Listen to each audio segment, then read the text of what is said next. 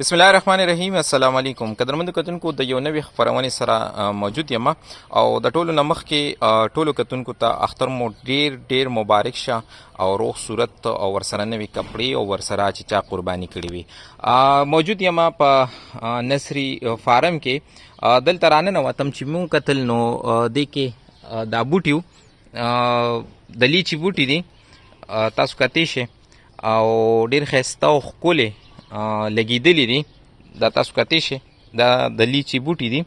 نو ما چېره په دې باندې یو ویډیو جوړه کړو خپلو کتونکو ته او ورسره شیر کو، ځکه چې دا زمونږ ملګري دي او بالکل د درونو په شانتي دي. بل علم دی دا د هغوی نصري فارم دی، فرمان مولوي صاحبو هغوی چې کوم دي دا لیچي دا بوټي چې کوم دي دا تیار کړي دي. خو دا به تاسو ته د بازار نه چې چاته کوم ملګرو ته پکار وي که نه، نو دا به ورته د بازار نه ډېر مختلف ریټ باندې میلاویږي، ډېر ښه قیمت کې به میلاویږي. مثال کو یو بوټي په بازار کې د لیچي په 1000 روپیو نه به ورته دلته ډېر په ښه ریټ باندې میلاویږي. کوم مثال په یو بوټي په 2000 روپۍ باندې نو هغه به دلته تاسو ته چې دی ډېر ښه ریټ سره به میلاویږي. نو دا ټول چې کوم دي دا د لیچو بوټي دي. دا تاسو کتی شئ، دا تاسو وګورئ دا د لیچي بوټي دي او دی تیار کړي دي. دی چې کم ټایم کې تیارولو دی باندې دا ترفال یا دا پلاستیک کم وخت کې راچو نو هغه ټایم کې هم زه راغلی وم. نو دا اوس چې کوم دي دا کامیاب شوي دي او بس دا اوس صرف او صرف دی له پټۍ کتل غواړي چې په هغه پټۍ کې دا وکرلی شي.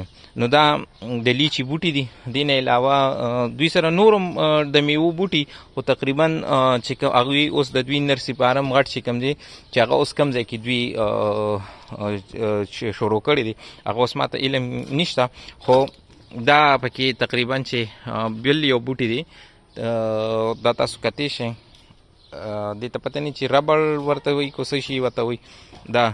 نو دا هم به تاسو ته میلاویږي. نو چې کوم ملګري ته د لیچي بوټي په کار وي او وایي چې یاره موږ کور کې کرو یا موږ پټي کې کرو یا موږ باغ چې کوم دی نو کرو، نو هغوی بالکل ما سره رابطه کولی شي.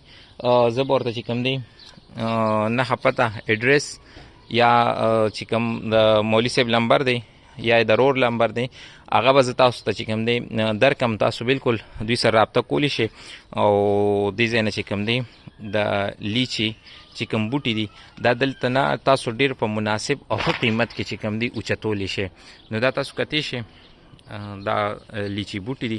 نو دا وړه غونتې خپرونه چې کوم ده دا د سره مخکې هم شیر کې چې کوم ملګري د میوو د بوټي شوق لري چې هغوی ته دا ورورسي او دلته چې کوم دی ځان له د بازار نه ښه په مناسب او ارزان قیمت سره د لیچي یا د نورو میوو بوټي ترلاسه کړي.